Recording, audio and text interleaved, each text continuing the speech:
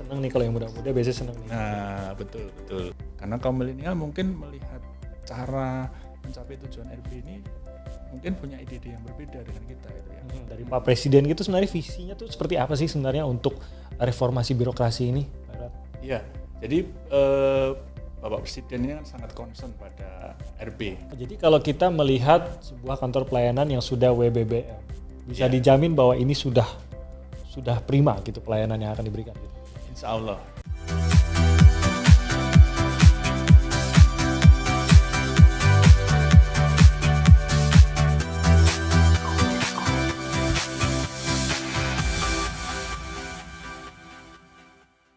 Halo Sobat Reform dimanapun Anda berada, terima kasih sudah bergabung di podcast Disko, diskusi dan komunikasi online hari ini. Bersama saya Timothy Marbun.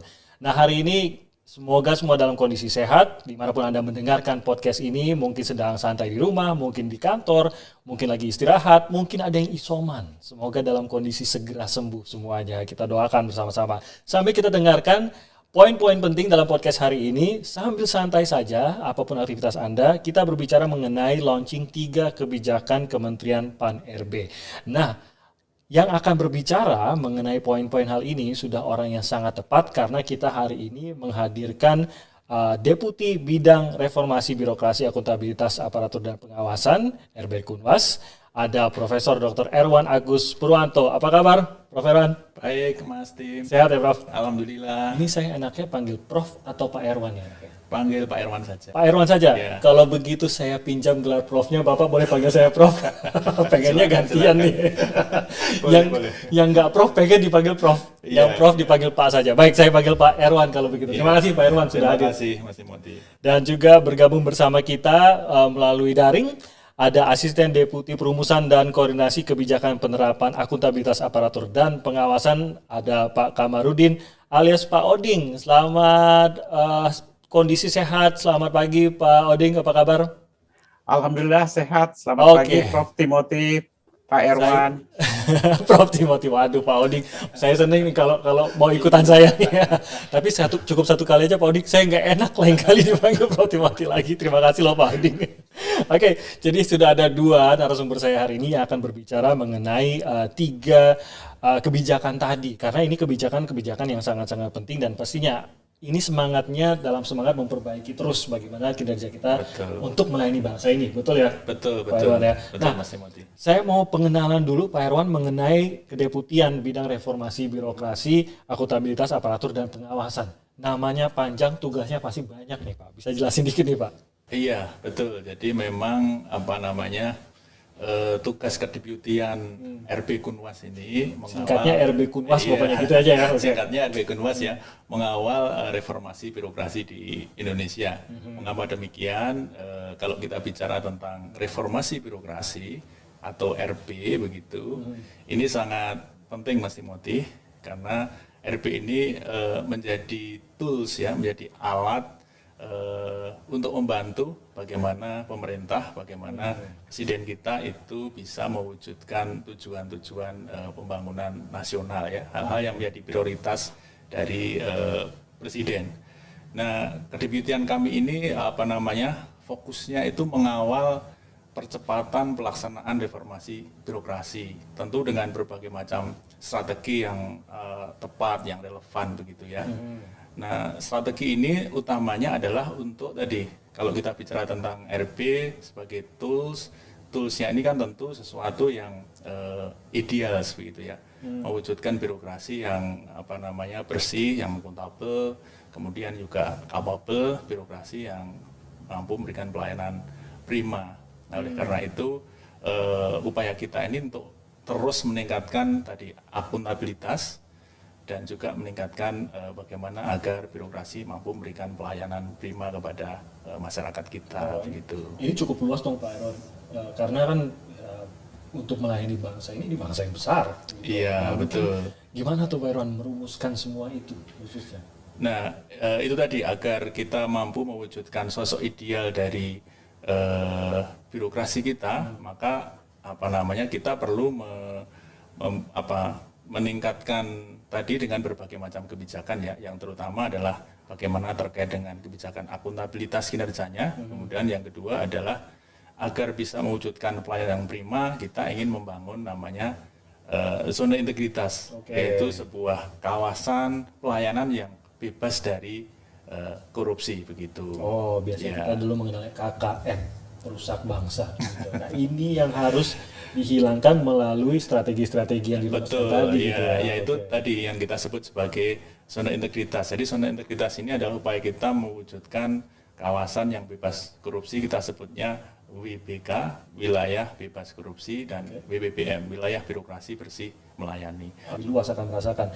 Tapi ini kan sebenarnya ide besarnya memang tetap dari pusat gitu Pak, dari Pak Presiden gitu. Sebenarnya visinya tuh seperti apa sih sebenarnya untuk reformasi birokrasi ini, Pak Irwan? Iya, jadi Bapak Presiden ini kan sangat concern pada RP. Kalau kita lihat prioritas kerja beliau punya 5 prioritas kerja, dari pembangunan SDM, mempercepat pembangunan infrastruktur tentu saja ya, kemudian menyederhanakan berbagai macam peraturan perundangan, dan yang keempat ini adalah reformasi birokrasi, serta yang kelima adalah bagaimana memanfaatkan APBN ini sebaik mungkin untuk kepentingan masyarakat kita. Nah, 2 aspek ini, reformasi birokrasi dan bagaimana memanfaatkan APBN ini, saya kira termasuk tadi praktik reformasi birokrasi. Jadi itu adalah concern Bapak Presiden terkait dengan reform. Nah, karena concern beliau itu, maka kita punya namanya KPRBN ya, komisi yang dirancang khusus untuk mengawal pelaksanaan reformasi birokrasi ini. Yang ini langsung dipimpin oleh Bapak Wakil Presiden kita. Oke, jadi memang sampai kontribusi kepada APBN kita juga akan lebih tepat sasaran, kinerja yang lebih efektif bisa berdampak ke sana gitu ya. Betul. Saya yakin dalam banyak kesempatan beliau menyampaikan bahwa setiap rupiah dari APBN ini harus betul-betul bermanfaat bagi masyarakat. Dia mengatakan jangan hanya sen gitu ya, sansen, tapi harus delivered. Artinya betul-betul APBN ini sampai kepada masyarakat dan bisa dinikmati dampaknya oleh masyarakat kita. Oke, itu kita lagi sering dengar tuh, benar. Jangan cuma sudah sen kok gitu, tapi delivered nggak tuh? Harus delivered. Itu menjadi poin yang sangat penting. Nah, kalau begitu gini nih, ini pertanyaan yang mungkin harus lebih konkret lagi nih, Pak Irwan. Sejauh ini bisa digambarkan nggak tuh Pak Irwan? Apa sih sebenarnya capaian yang dihasilkan setelah kita menjalani reformasi birokrasi, akuntabilitas kinerja dan zona integritas tadi tuh? Iya, kita kan sudah lama ya melakukan reformasi birokrasi ini. Katakanlah sudah hampir 1 dekade atau lebih dari 1 dekade kita melakukan reformasi birokrasi. Ini sebagai upaya berkelanjutan ya untuk membuat birokrasi kita tadi memiliki sosok yang ideal tadi, bersih, akuntabel, capable, kemudian juga memberikan pelayanan prima. Nah, kalau kita lihat dari apa yang sudah berhasil dilakukan untuk mewujudkan sosok birokrasi itu, sebetulnya sudah banyak tanda-tanda kemajuan ya. Kita sebutnya milestone lah ya. Apa itu? Tahapan-tahapan yang perlu kita lalui begitu, sehingga nanti kalau kita ikuti terus sampai ujung jalan kita sampai kepada tujuan RB tadi ya. Tapi ini sudah langkah baik, langkah baik betul. gitu ya. Sudah ada pertanda ini sudah kilometer 1, kilometer 2 ibaratnya ada begitu kemajuan. Ya. Kan Presiden memerintahkan kita untuk menyederhanakan birokrasi. Nah, perintah Presiden itu sudah kita tindak lanjuti begitu. Mulai sampai akhir tahun kemarin sudah lebih dari 46.000 struktur ya, unit organisasi yang itu berupa jabatan-jabatan administrasi itu disederhanakan. Gitu. Sudah ada 37 LNS, lembaga non struktural, yang itu dihapuskan, kemudian diintegrasikan dengan kementerian yang ada. Kemudian 91% kementerian kita ini sudah memiliki tata kelola SPBE yang baik, sistem pemerintahan berbasis elektronik. Kemudian juga banyak sekali upaya-upaya kita untuk mencegah terjadinya pemborosan, misalnya dengan menerapkan yang kita sebut sebagai akuntabilitas kinerja instansi pemerintah dengan SAKIP tadi. Kita sudah bisa menghemat ratusan ribu triliun rupiah gitu ya dari APBN dari tahun 2000 sampai tahun 2020 ini. Jadi banyak hal itu ya. Penerapan SAKIP tadi, hanya penerapan SAKIP, sistem akuntabilitas instansi pemerintah. Nah, ini sedikit saja Pak, saya hentikan di situ karena mungkin banyak yang juga ingin tahu lebih banyak mengenai SAKIP ini. Nah, sebagai teaser saja, podcast ini kan bukan yang terakhir. Nanti Anda bisa mendengar lebih jauh mengenai kebijakan evaluasi Sakip ini di episode selanjutnya. Nah, jadi harus dinantikan juga episode selanjutnya. Baru sampai Sakip tadi, apalagi Pak capaian-capaian yang sudah didapatkan? Kan tadi saya sampaikan agar di ujung akhir dari perjalanan ini kita punya birokrasi yang mampu memberikan pelayanan yang prima. Nah, ini untuk membuktikan itu kita juga sudah mengarah ke sana ya. Misalnya kita sudah membentuk 1.598 unit begitu ya, Mas Timothy ya. Ini unit percontohan pelayanan yang itu tadi yang kita sebut BPK dan BPPM. Oke. Kemudian juga kita sudah membangun 45 mall pelayanan publik di seluruh Indonesia. Nanti ini akan terus dilanjutkan. Nah, termasuk di dalamnya berbagai macam program tadi kita integrasikan dengan program-program Stranas BK untuk pencegahan korupsi. Itu yang milestone-nya ya yang sudah kami lakukan begitu. Saya yakin masih banyak lagi. Ya, kalau mau disebutkan masih banyak lagi gitu ya. Jadi masih banyak lagi, tapi sudah paling tidak memang sudah terasa gitu ya apa yang dilakukan, kinerja reformasi birokrasi yang sejak ini sudah dilakukan, sistem-sistem sudah tercipta, sudah dijalankan gitu ya. Ada capaian dan catatan hasil dari evaluasi Sakip ini sendiri bagaimana? Ya. Kalau dari hasil evaluasi Sakip, kalau kita lihat dari indeksnya gitu ya, dari indeksnya selama ini kita lihat di kementerian lembaga ini sudah sangat baik ya, 95% itu nilainya sudah baik. Kemudian di provinsi juga begitu, 95-97%. Di kabupaten kota ini yang sedikit agak ketinggalan ya, baru 64%. Wah, ini harus dikejar. Ya, jadi memang fokus kami kemudian RB dan pelaksanaan Sakip ini di kabupaten kota. Nah, dari indeks-indeks tersebut memang kemudian juga sudah menghasilkan dampak yang bisa kita rasakan begitu ya. Misalnya semakin banyak instansi pemerintah ini yang telah menerapkan prinsip disebut money follows program. Jadi uang itu harus ikuti programnya, kemudian program follows result. Jadi harus ada hasilnya begitu. Kemudian juga semakin banyak instansi pemerintah yang melakukan cross cutting, Mas Timothy. Cross cutting ini intinya begini, untuk mencapai tujuan pembangunan, misalnya tadi kita bicara tentang pengentasan kemiskinan, kan tidak mungkin dilaksanakan oleh satu OPD saja ya, satu dinas saja, tidak mungkin gitu ya. Betul, pasti kan kalau kita bicara kemiskinan, ada urusan infrastruktur, ada urusan bagaimana meningkatkan keterampilan, ada urusan permodalan dan sebagainya. Berarti ini harus semuanya terlibat ini di dalam tadi merancang program kerja, mengimplementasikannya, dan nanti harapannya hasilnya tadi berdampak ya pada pengentasan kemiskinan. Nah, yang lain juga seperti yang tadi saya sampaikan, selain cross cutting, upaya untuk mencegah pemborosan anggaran juga sudah berhasil dilakukan. Karena kalau cross cutting kan berarti tidak ada silo-silo lagi ya harapannya. Sehingga tidak ada program yang kemudian tumpang tindih gitu. Nah, karena sudah sudah dikoordinasikan antar KL kalau di pusat, kalau di daerah ya antar OPD begitu. Sehingga dari situ ada ratusan triliun yang bisa kita antisipasi untuk terjadi pemborosan. Kemudian yang lain juga semakin mengeratkan ini kalau kita bicara tentang perencanaan penganggaran antara Bappenas, Kementerian Keuangan dengan Kemenpan ini semakin diskusinya semakin nyambung lah begitu. Oke, itu hal yang ingin kita lihat gitu lebih banyak lagi bagaimana kinerja lintas instansi ini bisa berjalan lebih baik dan tidak hanya bisa dengan niat ya Pak ya. Harus ada sistemnya, ada cara kerja yang dibangun agar semua bisa berjalan dengan baik.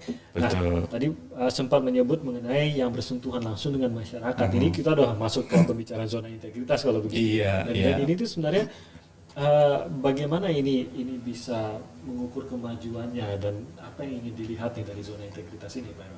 Iya, zona integritas ini seperti tadi saya sebutkan kan upaya untuk membangun sebuah unit pelayanan yang bebas dari korupsi ya. Nah, boleh dikatakan ini merupakan miniatur RB gitu. Jadi kalau RB tadi perbaikannya holistik, semua aspek birokrasi kita perbaiki, dan kalau menunggu perbaikannya selesai, barangkali masyarakat sudah gak sabar ya. Kapan ini kita menikmati hasilnya gitu kan? Nah, sehingga Z ini sebetulnya upaya kita untuk mempercepat gitu ya, agar masyarakat segera merasakan perbaikan-perbaikan yang sudah kita lakukan. Nah, dengan zona integritas ini kita memilih unit-unit garda depan unit yang langsung berhubungan dengan masyarakat dalam memberikan pelayanan. Misalnya ini kita contohkan, kalau kita bicara di unit yang paling sering menjadi tempat untuk mendapatkan layanan seperti kepolisian gitu ya, mengurus seperti Mas Timothy kan perlu punya SIM gitu ya. Nah ini juga kita dorong ini agar bagaimana berikan layanan itu juga urusan misalnya dukcapil gitu ya, urusan yang sangat basic ini kan, karena basic sering lagi kita. Betul.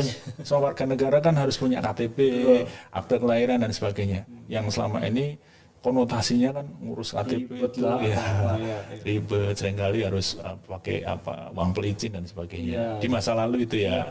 Nah dengan ZI sekarang masyarakat bisa menikmati pelayanan itu semua dengan tadi bebas dari korupsi. Oke. Nah jadi kita sudah bicara mengenai sakit dan SEI, dan ternyata inilah kebijakan baru dan memang terkait dengan hal ini Pak Herwan. Betul. Bisa jelaskan sedikit tuh Pak Herwan. Iya, jadi memang betul ya. Mas Timothy, tadi kan kita sudah melakukan banyak hal itu ya, sudah kita atur gitu. Namun demikian kalau kita bicara tentang konteks hari ini, peraturannya dibuat 5 tahun yang lalu. Sementara dunia itu hari ini begitu cepat berubah gitu ya. Jangankan 5 tahun, setahun aja sudah beda sekali. Nah oleh karena itu tadi upaya-upaya yang sudah kita lakukan itu pun juga perlu kita perbaiki terus-menerus gitu ya.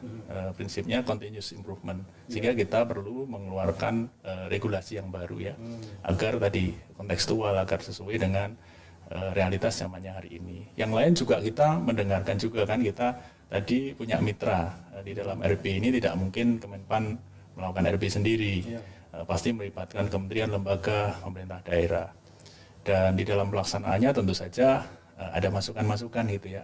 Setelah dilaksanakan ada kendala di sana, kendala di sini. Nah kami mendengarkan masukan dari para mitra. Itu bagian juga yang kemudian menjadi background mengapa perlu ada regulasi yang baru.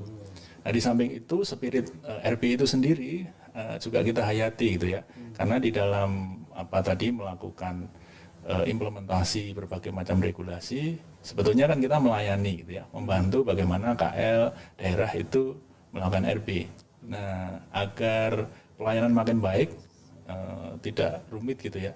Kalau selama ini kita lakukan review, kok ini peraturannya kelihatannya membuat rumit gitu ya, sulit dilaksanakan. Nah, itu kita perbaiki agar menjadi lebih mudah. Kan spiritnya begitu. Betul. Pak Presiden kan minta yang sulit dibuat mudah gitu ya.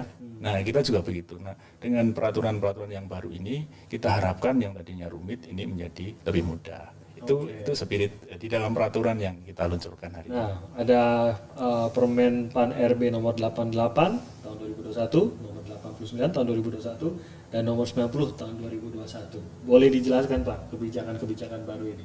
Iya. Jadi kita punya 3 permen ya. Permen 88 tadi terkait dengan bagaimana pedoman evaluasi SAKIP, sistem akuntabilitas kinerja instansi pemerintah.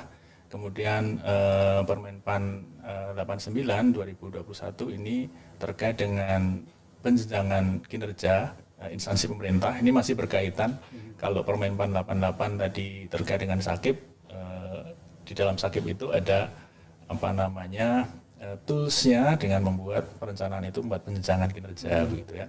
Kemudian yang ketiga adalah Permen PAN 90 2021 ini tentang pembangunan dan evaluasi zona integritas. Tadi kami sampaikan betapa sangat penting zona integritas, dan alhamdulillah hari ini manfaatnya sudah dirasakan oleh masyarakat begitu. Dan ada 3 peraturan. Ada keputusan menteri juga ya Pak? Ya, yang lain ada keputusan menteri 1453, ini lebih bersifat internal ya, yang mengatur bagaimana pedoman evaluator. Jadi kita juga ingin profesional, seperti tadi kami sampaikan dalam pelaksanaan RP ini kan kemudian nanti dievaluasi ya, yang mengevaluasi tentu saja para evaluator dari Kemenpan. Nah untuk menjaga profesionalitas kerja para evaluator, itulah kami punya pedoman itu. Oh jadi ini kementerian keputusan menterinya memang selaras untuk perbaikan juga karena ada tiga Permenpan ini. Betul. Keputusan Menteri ini selaras untuk perbaikan itu juga gitu lah Iya, ya, agar betul, berjalan betul, dengan baik, betul. internalnya juga Internalnya kita menjalankannya. perbaiki, ya. Internalnya juga menjalankannya dengan baik. Nah, saya ke Pak Oding, kalau begitu Pak Oding mungkin bisa berbicara lebih jauh nih mengenai Permenpan 88, 89 dan 90 ini, Pak Oding. Ya, baik. Jadi Permenpan 88 ini adalah pengganti dari atau perbaikan ya dari pedoman evaluasi sakit yang lama, yaitu Permenpan nomor 12 tahun 2015. Demikian juga untuk Permenpan 90 tahun 2021, ini merupakan pengembangan atau perbaikan dari kebijakan pembangunan dan evaluasi zona integritas yang lama, yaitu Permenpan nomor 10 tahun 2019. Sedangkan yang unik yang satu adalah satu Permenpan ini, yaitu Permenpan 89 2021. Ini merupakan Permenpan yang betul-betul baru karena kita melihat adanya ketidakseragaman, termasuk juga kesulitan-kesulitan dalam hal melakukan penjenjangan atau cascading kinerja, bagaimana menghubungkan misalnya kinerja organisasi pada berbagai tingkatan, termasuk juga tentu arahnya nanti dari organisasi ke individu. Maka lahirlah Permenpan baru ini, yaitu Permenpan nomor 89 tahun 2021. Saya pikir itu sementara yang bisa saya tambahkan, Bung Timothy. Oke, makasih Pak Oding. Jadi yang paling baru ini 89, tapi menurut saya ini poin yang sangat baik sekali ya untuk cascading tadi ya. Nah, Pak Irwan bisa dijelaskan nggak, kalau kita melihat aturan ini di tahun 2021 ini juga kan perbaikan dan ada aturan yang baru tadi sudah dijelaskan Pak Oding, khususnya untuk Permenpan 89. Sebenarnya apa urgensinya aturan-aturan ini keluar saat ini, Pak?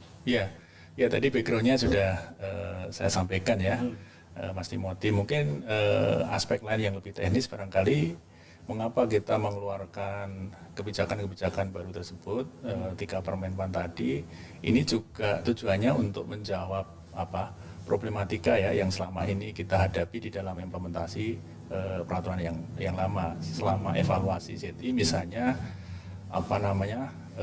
kita berharap ini nanti bisa diwujudkan tata kelola pelaksanaan evaluasi yang lebih baik, lebih transparan dan juga lebih akuntabel begitu. Kemudian kita juga berharap dengan peraturan yang baru ini, hasil dari pembangunan ZI ini bisa makin lebih berdampak langsung pada masyarakat. Itu yang dirasakan langsung tadi itu ya. Betul, tadi kan saya sampaikan masyarakat sudah merasakan hasilnya sih, tapi ini kita ingin makin memperbaiki gitu. Kemudian juga agar para evaluator ini lebih tepat waktu ya di dalam menyampaikan laporannya, terutama kalau tadi kita bicara tentang evaluasi akuntabilitas kinerja instansi pemerintah atau AKIP yang selama ini karena prosedurnya itu panjang gitu ya, sehingga ribet kan pengisiannya oleh KL dan daerah, sehingga ini membuat ada delay gitu. Nah ini kita sederhanakan. Kemudian yang terkait dengan penjenjangan kinerja tadi, harapannya ini kan terkait dengan manajemen kinerja ya, sehingga kita bisa membantu proses perencanaan kinerja di instansi pemerintah ini makin baik gitu, semakin meningkatkan akuntabilitas, efisiensi. Seperti tadi di awal saya sampaikan, ini adalah concern Bapak Presiden ya, bahwa pemanfaatan APBN itu harus betul-betul efisien, efektif dan menghargai 1 rupiah pun dari anggaran kita gitu. Pesannya begitu. Nah, sehingga dengan adanya penjenjangan kinerja ini betul-betul hal itu bisa diwujudkan, karena akan nyambung gitu ya antara bagaimana desain besar kinerja organisasi dengan eksekusinya sampai pada level individu. Sehingga kalau individu sibuk itu bukan sibuk sendiri-sendiri, tetapi in the end of the day ketika semuanya sibuk, ujung akhirnya nanti meraih kinerja organisasi. Jadi hasilnya ya betul. Nah, tadi kalau disampaikan tadi dari 2 peraturan kementerian ini ada 2 kebijakan yang sifatnya mengganti kebijakan yang lama. Nah, tapi bisa dijelaskan apa aspek yang berubah di sini? Untuk kebijakan ZI ya, hal-hal utama yang berubah itu yang pertama ini terkait dengan penguatan atas kriteria pengusulan dan penetapan predikat WBK dan WBBM ya. Jadi ya intinya seperti tadi saya katakan, kalau kita bicara bebas korupsi, kemudian birokrasinya bersih dan melayani, ini kan predikat yang serius ya, tidak main-main itu ya. Sehingga ini harus kriterianya ini harus makin kokoh itu ya. Kalau kita beri WBK WBBM ini betul-betul nanti terbukti itu ya. Tidak tiba-tiba setelah kita beri predikat, wah ada yang kena OTT misalnya begitu. Jadi ini istilah zaman sekarang predikatnya nggak kaleng-kaleng gitu ya. Udah benar kalau sampai dapet yang memang benar-benar sudah membuktikan diri. Persis. Gitu ya. Nah ini salah satunya mengapa kita perbaiki ya permenpannya. Kemudian yang kedua ini tentang kerangka logis penilaiannya. Bagaimana cara kita menilai agar unit kerja tadi kemudian mendapatkan predikat BPK dan BBBM. Begitu. Nah ini Pak Oding mungkin bisa menjelaskan lebih jauh nih Pak, sebenarnya perbaikan kriterianya ini seperti apa Pak Oding? Ya, jadi banyak kriterianya khususnya untuk pembangunan zona integritas. Jadi secara spesifik kalau kita tahu kan baik dalam penilaian zona integritas ini didasarkan pada logical framework hubungan antara pengungkit dengan hasil. Nah, di pengungkit di Permenpan yang lama itu kan pada dasarnya hanya terdiri dari aspek pemenuhan yang seringkali dalam praktik ini oleh teman-teman di instansi pemerintah lebih bersifat dokumentatif. Nah, sekarang kita di komponen pengungkit ini tidak hanya didasarkan kepada tadi aspek pemenuhan untuk 6 area perubahan itu, tapi juga didasarkan pada aspek reform yang lebih substansial. Jadi kalau yang pemenuhan tadi lebih ke aspek formalnya, nah yang aspek reform ini lebih substansial, yaitu bagaimana upaya-upaya nyata mereka dalam melakukan perubahan dari kondisi existing yang ada menjadi kondisi yang baru, yang tentu akan terlihat dari inovasi-inovasi atau terobosan-terobosan mereka pada masing-masing area perubahan tersebut. Selanjutnya, yang di komponen hasil itu perubahan yang terlihat adalah bagaimana kita sekarang misalnya baik di tingkat instansi ini melihat capaian kinerja dari unit kerja tersebut. Jadi itu perubahan yang sangat mendasar, walaupun secara keseluruhan sebenarnya ada 2 kategori yang kita lakukan perbaikannya. Yang pertama dari segi bagaimana persyaratan-persyaratan yang dibutuhkan baik di tingkat instansi maupun di tingkat unit kerja yang diusulkan dalam hal kriteria untuk pengusulannya. Nah ini kita semakin selektif dalam hal ini, jadi ada semacam entry barrier lah, sehingga tidak semua yang sudah ditetapkan oleh instansi itu bisa langsung diusulkan ke kita, tapi ada kriteria-kriteria tertentu yang kita tentukan jadi semacam filtering begitu. Demikian juga dalam hal penetapannya, kita juga melakukan perbaikan-perbaikan baik untuk dalam hal pemenuhan di kriteria pengungkitnya maupun hasilnya yang secara khusus mungkin di komponen hasil itu adalah bagaimana hasil penilaian kinerja dari unit kinerja itu sendiri. Dalam hal ini bagaimana capaian kinerjanya tentu bisa lebih baik dari waktu ke waktu. Saya pikir itu sementara yang bisa saya tambahkan. Jadi memang ada perubahan bobot ya, ada penetapan WPK dan WBBM ini ya, Pak Oding ya. Nah tapi kita ingin tahu juga, tampaknya ada ketentuan tambahan juga nih, Pak Irwan ya. Betul. Iya, ada beberapa hal yang menjadi ketentuan tambahan di dalam Permenpan ini. Misalnya ada penentuan pembangunan sektor prioritas ya. yang ini akan menjadi fokus perhatian kita yang mana itu sektor prioritasnya. Kemudian yang kedua ini bagi instansi pemerintah yang unit kerjanya ini telah berpredikat menuju WBK WBPM lebih dari 30%, maka nanti instansi tersebut tidak perlu mengajukan unit kerjanya itu untuk mendapatkan WBK WBPM. Karena seperti tadi saya sampaikan, ini kan sebetulnya miniatur RB gitu ya. Kalau sudah 30% unitnya, ini kan kalau seluruh instansi pemerintah 100%. Kalau 30% sudah mampu menunjukkan karakter RB, mestinya mereka bisa melanjutkan sendiri. Artinya sudah dewasa gitu ya. Kalau kita bicara ibaratkan manusia, dia sudah manusia yang dewasa yang tidak perlu harus diawasi orang tuanya gitu.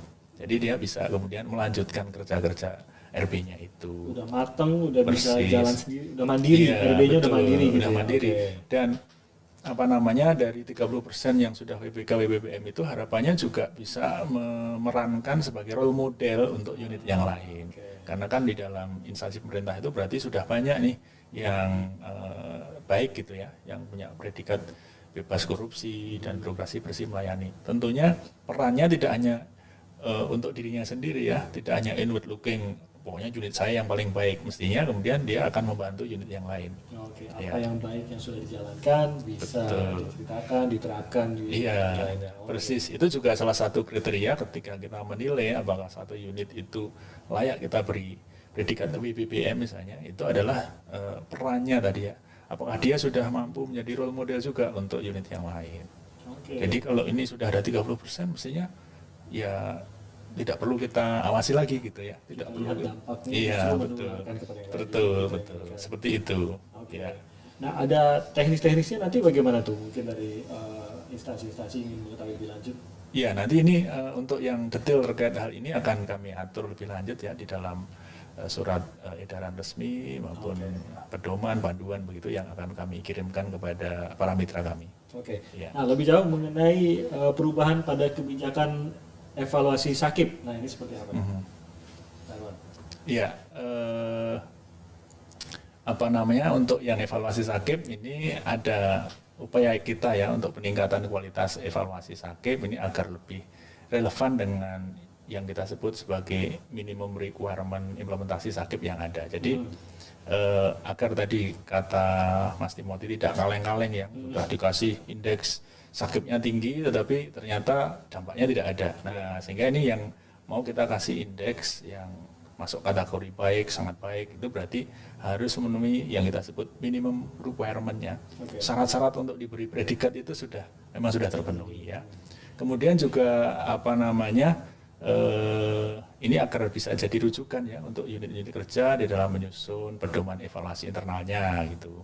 Dan pedoman ini kita harapkan juga lebih mudah ya dari aspek teknis. Seperti tadi spiritnya itu menyederhanakan, mempermudah mitra-mitra kita gitu. Terutama untuk sakit ini ya. Persis gitu ya. Oke, dan ini memang sudah ada evaluasi ya yang dilakukan oleh Kementerian Pan-RB ini. Iya. Nah, saya ingin tahu apa yang berbeda gitu. Saya harus tanyakan ini kepada Pak Oding. Apa yang berbeda nih dari pedoman evaluasi sakit yang baru dengan yang lama ini, Pak Oding? Oke, secara garis besar perbedaannya itu mencakup 5 aspek. Pertama dari aspek perumusan tujuan evaluasi. Nah, di sini kita mengatur lebih teknis lagi bagaimana teknik-teknik atau cara-cara yang harus digunakan dalam hal mendapatkan informasi tentang implementasi SAKIP di tingkat instansi pemerintah.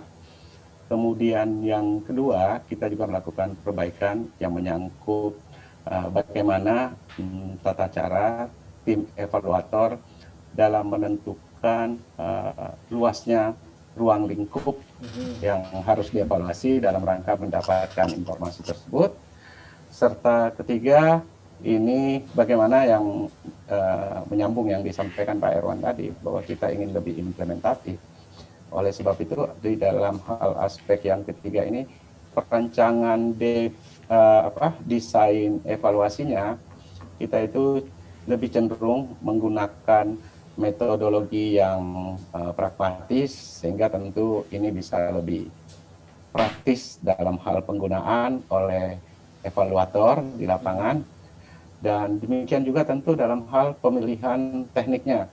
Ini kita usahakan agar lebih selaras dengan tujuan evaluasinya, sehingga lebih mudahkan juga bagi teman-teman evaluator, termasuk juga di sini tentang sumber daya, instrumen, dan berbagai alat-alat lain yang dibutuhkan dalam proses evaluasi tersebut. Kemudian yang keempat, itu menyangkut pelaksanaan evaluasinya, baik evaluasi yang bersifat dalam artian bagaimana pra-evaluasi dilakukan, maupun saat pelaksanaan evaluasinya. Termasuk juga tentu mekanisme pelaksanaan evaluasi. Di sini bagaimana teman-teman bisa sejak awal mendapatkan informasi awal ya, atau pra-evaluasi kita sebutnya, termasuk juga untuk pelaksanaan evaluasinya. Karena kita tahu dalam evaluasi akuntabilitas kinerja yang sekarang ini, salah satu perubahan mendasar itu yang terkait tadi dengan ruang lingkup, yang tentu akan mempengaruhi mekanisme pelaksanaan evaluasi, di mana di pedoman yang lama itu kita melihat dua aspek, yaitu aspek sistem yang terdiri dari perencanaan kinerja, pengukuran kinerja, pelaporan kinerja maupun evaluasi kinerja, serta capaian kinerja. Nah, di Permenpan 88 ini, dalam hal pelaksanaan evaluasi, kita tidak lagi melakukan penilaian secara khusus terhadap bagaimana hasil capaian kinerja, tapi lebih menekankan kepada bagaimana implementasi sistem itu bisa mempengaruhi capaian kinerja. Dan di sini juga kita tidak lagi didasarkan pada sebagaimana di pedoman sebelumnya yang cenderung terdiri dari kriteria-kriteria untuk setiap pertanyaan, terdiri atas kriteria-kriteria. Kita ini cenderung ke arah yang lebih bersifat menyimpulkan, konklusif terhadap 4 subkomponen tadi: perencanaan kinerja, pengukuran kinerja, pelaporan maupun evaluasi kinerja. Dan hal yang terakhir yang cukup mendasar juga, perbaikan yang cukup krusial yang kita lakukan di Permenpan ini menyangkut bagaimana aspek pelaporan maupun pengkomunikasian hasil evaluasi tersebut kepada pihak-pihak pengguna laporan tersebut. Saya pikir itu yang bisa saya jelaskan secara garis besar tentang isi dari Permenpan nomor 88 tahun 2021 ini. Oke, ini penting diketahui oleh seluruh Sobat Reform nih sebenarnya, semua yang tadi disampaikan Pak Oding, karena ini pasti akan mempengaruhi juga bagaimana penilaian ke selanjutnya ke depannya begitu ya. Nah, saya ingin lanjutkan ke kebijakan 89 2021 nih, Pak Erwan, tentang penjenjangan kinerja. Nah, apa sebenarnya yang diatur dalam peraturan ini? Iya, karena kinerja organisasi ini ditentukan oleh kinerja unit dan individu, seperti tadi saya jelaskan. Oleh karenanya desain kinerja organisasi, unit sampai ke individu ini perlu diselaraskan. Tadi agar misi besar dari organisasi itu dipahami secara berjenjang ya, dari pimpinan tertinggi di bawahnya sampai individu level terbawah. Sehingga harapannya kalau individu bekerja nanti agregatnya, resultantanya itu memang mampu mewujudkan misi besar dari organisasi. Nah, kemudian yang kedua ini harapannya ASN kita ini tidak lagi asik kerja sendiri-sendiri tadi ya, dan tidak kerja secara rutin atau monoton, tapi betul-betul ada guideline-nya yang jelas yang dia kerjakan itu betul targetnya, kemudian ini nanti mengarah kepada dukungan pada kinerja organisasi. Nah, ini yang idenya ya, sehingga kalau orang bekerja ini harus berorientasi pada tujuan dan sasaran organisasi, serta ujung akhirnya adalah pembangunan nasional kita. Sehingga sebetulnya setiap individu ASN ini tahu mengapa dia harus bekerja, tiap hari gitu, karena dia target, dan kalau target ini dicapai dia akan tahu bahwa tujuan besar itu akan diwujudkan. Jadi bukan hanya monoton, Betul. kerja aja gitu Iya. ya, tapi ada target-target kecil yang sejalan dengan target organisasi Persis, gitu. iya. Dan ini sudah pasti sejalan juga dengan target bangsa. Iya, gitu ya. betul. Jadi semua ASN harus menghayati itu, bahwa dia bekerja ini sebetulnya bukan hanya kewajiban rutin aja, tapi Iya. memang ada sesuatu yang ingin diwujudkan gitu ya. Bentuk kontribusinya ada kok, bukan tiap hari datang kerja Iya. saja gitu ya. Oke, Persis, itu yang harus iya. dipahami juga. Iya. Dan, saya ingin tahu lebih lanjut lagi apa sebenarnya permasalahan-permasalahan yang coba diselesaikan melalui kebijakan-kebijakan ini. Iya, kalau kita identifikasi tadi kan regulasi kita yang baru ini, kita dasarnya adalah review ya terhadap implementasi kebijakan-kebijakan yang lama gitu. Nah, kalau dari hasil review kita, evaluasi kita ini menunjukkan bahwa banyak persoalan ya yang terkait dengan penyelarasan antara kinerja organisasi dengan kinerja individu ini.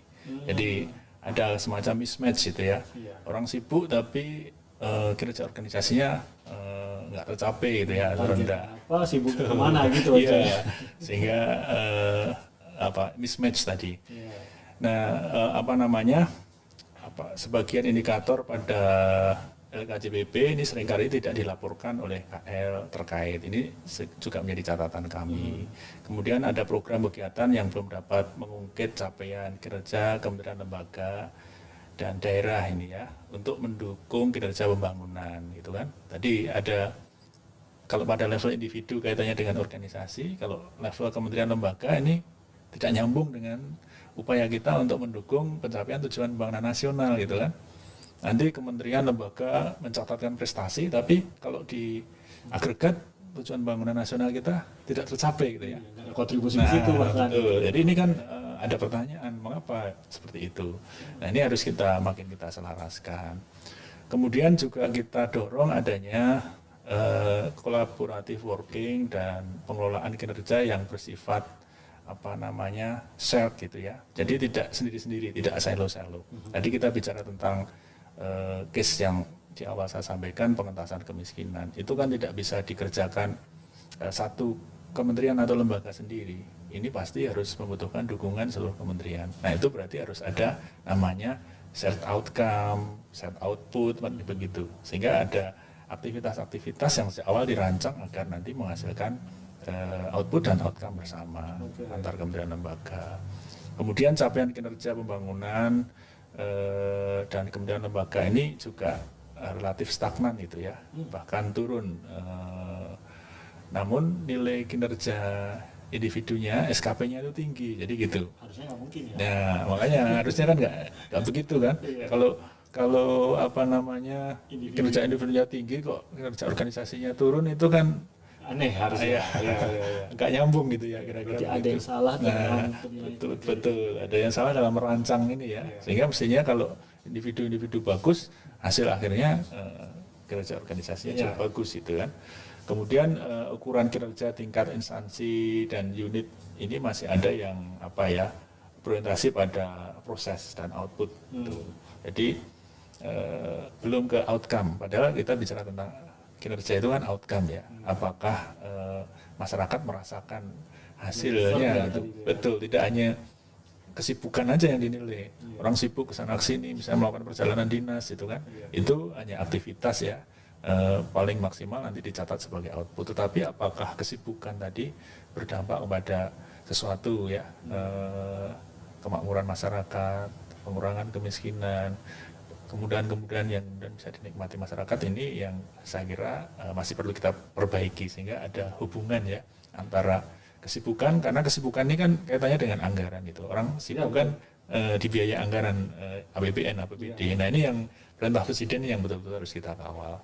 Jangan hanya sibuk memproduksi output yang tadi kita sebut sen-sen tadi, tapi harus deliver gitu. Jadi nilai sennya sih tinggi gitu. Iya. Pas dicek deliver kok nggak nyampe atau nilainya jelek pada saat deliver. Nah, ini. Nah, kita sudah mulai ke penghujung dari acara podcast kita hari ini. Saya ingin tahu singkat saja mungkin Pak Irwan, yang akan menjadi fokus dari kedeputian Anda di RB Kunwas di tahun 2022 ini?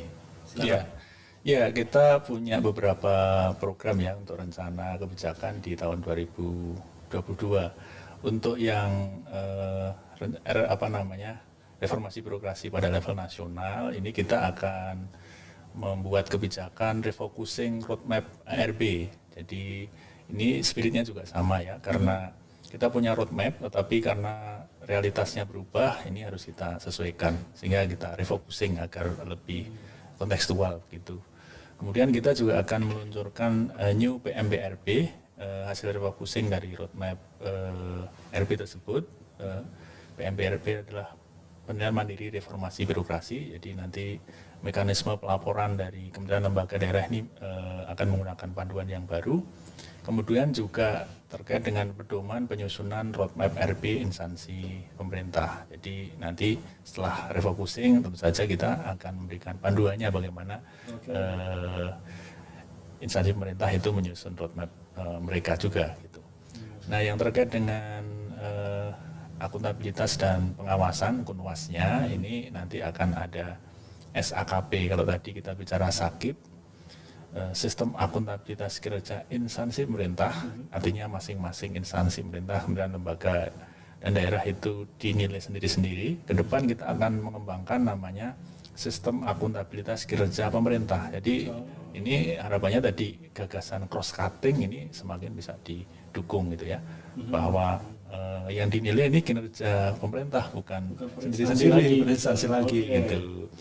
Kemudian juga akan dilakukan revisi Permenpan 53 tahun 2014, dan juga tadi kalau kita bicara tentang efisiensi yang sudah saya ceritakan ya, sudah ratusan triliun dengan penerapan SAKIP ini kita bisa mencegah terjadinya pemborosan anggaran, maka ke depan kita akan perbaiki bagaimana cara perhitungan efisiensinya untuk makin lebih akurat kita menghitung efisiensinya itu. Kemudian kita akan buat petunjuk teknis penetapan sasaran dan indikator kinerja.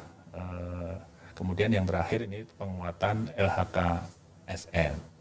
Jadi untuk memantau ini ya, membantu untuk pencegahan korupsi dan efisiensi, sehingga efisiensi itu bisa lebih akurat lagi kita hitungnya, sehingga akan menjadi lebih banyak ya efisiensi yang kita hasilkan. Kemudian ada petunjuk teknis penetapan sasaran dan indikator kinerja. Kemudian yang terakhir adalah penguatan LHK ASN. Ini yang terkait dengan bidang Kunwas. Nah, selain itu ke depan kita juga akan lebih inovatif begitu. Tentunya betul. Timothy. Jadi tujuannya agar RB ini tidak monoton. Tadi kan kita bilang ASN jangan monoton itu. Nah, program-program RB pun juga kita rancang agar tidak monoton juga. Nah, yang pertama kita akan mengembangkan namanya RB Ideaton. Kita perlu mencari ide-ide baru nih, terobosan-terobosan itu ya. Wah, ini senang nih kalau yang muda-muda biasanya senang. Nah, betul. Tujuannya seperti yang sudah disebutkan Mas Timothy, kita ingin menginternalisasikan spirit RB ini di kalangan generasi muda itu ya. Jadi jangan sampai terkesan RB itu miliknya orang-orang tua itu. Nah, nanti terjadi generation gap ya. Spiritnya berbeda gitu ya. Nah, kita ingin membawa RB ke kaum muda. Kemudian yang kedua, kami juga ingin menjaring ide dan inovasi dari kaum milenial ini di dalam bagaimana mengembangkan program-program RB. Karena kaum milenial mungkin melihat cara mencapai tujuan RB ini mungkin punya ide-ide yang berbeda dengan kita itu ya. Misalnya tadi kita bicara tentang PR kita, pemberantasan korupsi gitu. Yang ini sudah 1 dekade dilakukan gitu kan. Tapi nilai CPI kita, Corruption Perception Index kita ini kan seperti stagnan gitu. Nah, kita ingin mendengar nih kaum milenial punya ide apa nih agar ada breakthrough gitu ya. Jadi ini berharap bisa mendapatkan ide-ide segar, betul, out of the box, betul ya gitu ya, dan memecah kondisi monoton yang mungkin sering dialami. Persis, ya. Ya, jadi Terbuka nih untuk ini ya ke depannya. untuk kaum milenial seperti apa kontribusinya akan kita dengar, ide-idenya apa yang segar. Juga ada forum komunikasi ya dengan ASN milenial agar mereka punya tempat untuk menyampaikan gagasannya, ide-idenya gitu. Ada forum BPK WBBM yang sudah BPK WBBM pengalamannya seperti apa. Tadi kita bicara tentang role model, tentang bagaimana dia menularkan tadi kan. Oh, ini tempat sharingnya. Nah, ini tempat sharing, cari ide-ide. Sehingga yang 30% tadi di satu instansi pemerintah kan diharapkan sudah nggak usah ikut kita lagi lah, bisa mandiri gitu ya. Nah, ini tempat sharingnya di situ. Kemudian kita juga akan memperkuat peran medsos kita gitu untuk penyebaran virus, bukan virus COVID ya ini. Terus baik ya. Virus baik, virus untuk ber-RP ya, bagaimana agar RP ini betul-betul bisa diketahui masyarakat luas sehingga ada dukungan gitu. Oke, jadi akan ada upaya-upaya sosialisasi lanjutan gitu. Betul. Komunikasi Iya. gitu kan. Oke. Karena kalau kita bicara tentang misalnya korupsi dalam pelayanan publik itu kan ada demand supply gitu ya. Iya. Nah, tidak hanya dari sisi pemberi layanan, tapi yang menerima layanan seringkali juga mancing-mancing gitu ya. Iya. Nah, ini kita berharap begitu masyarakat biar tahu dan dia berkontribusi juga di dalam mencegah terjadinya praktek korupsi. Oke.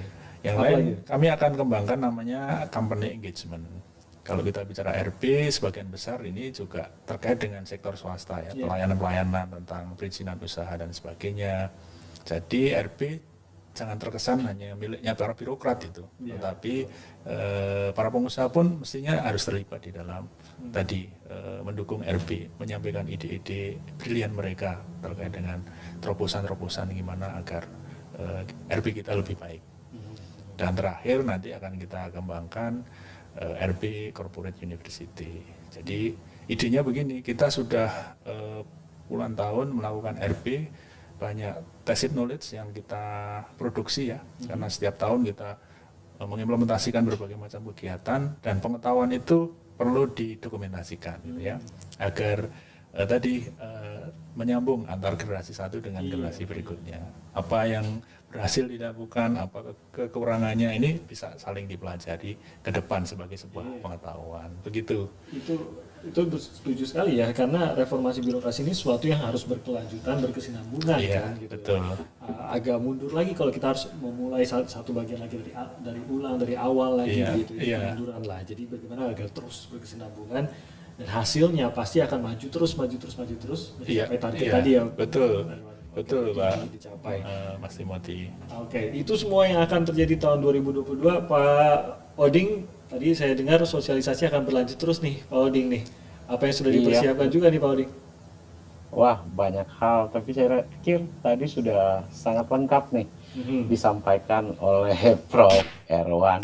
Kalaupun ada yang bisa saya tambahkan sedikit, kita mungkin di tahun 2022 ini juga selain penguatan di kebijakan-kebijakan maupun implementasinya di bidang reformasi birokrasi maupun akuntabilitas kinerja, tentu kebijakan maupun implementasinya di area pengawasan khususnya itu juga akan kami perkuat, karena kita tahu lebih khusus misalnya terhadap pengawasan internal ya, kalau kita kaitkan pengawasan internal yang dilakukan oleh APIP, Aparat Pengawasan Internal Pemerintah, Inspektorat Jenderal misalnya, atau Inspektorat di tingkat kementerian lembaga, termasuk juga di pemerintah provinsi, pemerintah kabupaten maupun kota, ini akan kita perbaiki juga dalam perspektif bagaimana penguatan profesionalisme dan integritas mereka, termasuk juga tentunya di sini bagaimana proses bisnisnya sehingga bisa memberikan rekomendasi-rekomendasi maupun tindak lanjut yang lebih efektif, serta yang lain yaitu bagaimana ada sinergi nih antara aparat pengawasan internal tadi dengan aparat penegak hukum. Nah, ini kaitannya untuk lebih mendorong terwujudnya pemerintahan yang bersih dan akuntabel. Itu saya pikir sedikit yang bisa saya tambahkan untuk melengkapi hal-hal yang sudah sangat lengkap sebenarnya tadi yang disampaikan Oke. oleh Prof. Warman. Terima kasih. Ya, Terima kasih Pak demikian. Oding.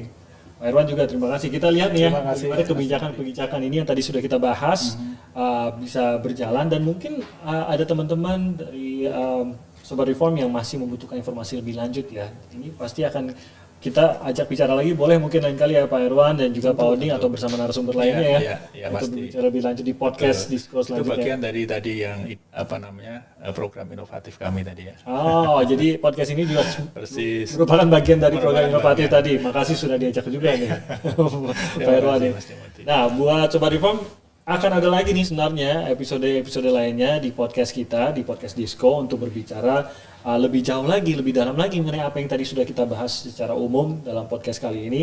Ada episode-episode selanjutnya yang bisa diikuti. Ini kan episode 1. Episode kedua nanti ada kebijakan zona integritas. Nanti kita akan fokus ke sana. Di episode 3 ada kebijakan evaluasi sakit. Itu juga fokus di episode 3 kita. Dan di episode keempat untuk podcast Disko ini kita berbicara mengenai kebijakan dalam penjenjangan kinerja. Nah, itu kalau Anda ingin lebih tahu lebih jauh mengenai topik-topik tadi, maka ikuti terus podcast Disko selanjutnya di episode lainnya. Saya mau terima kasih pada Terima Pak Irwan. kasih. Terima kasih Terima banyak kasih, Timothy. atas bincang-bincang di podcast pada hari ini. Semoga kita sempat berbincang lagi dalam kesempatan lain di podcast lainnya. Dan juga Pak Oding, terima kasih banyak. Pak Oding sudah bergabung bersama kami secara online. Dan khususnya, ya terima kasih banyak Pak Oding, khususnya kepada seluruh Sobat Reform yang sudah mendengarkan podcast ini. Terima kasih banyak untuk Anda semua, terima kasih atas waktunya, dan semoga ini bermanfaat untuk Anda semua. Jangan lupa ikuti episode lainnya dalam podcast Disko agar bisa mengetahui lebih jauh lagi mengenai kebijakan-kebijakan ini dari RB Kunwas. Saya pamit undur diri, juga mewakili Pak Oding dan juga Pak Irwan. Sekali lagi terima kasih. Saya Timothy Marbun, sampai jumpa lagi di podcast Disko selanjutnya. Jangan lupa kita bangga melayani bangsa.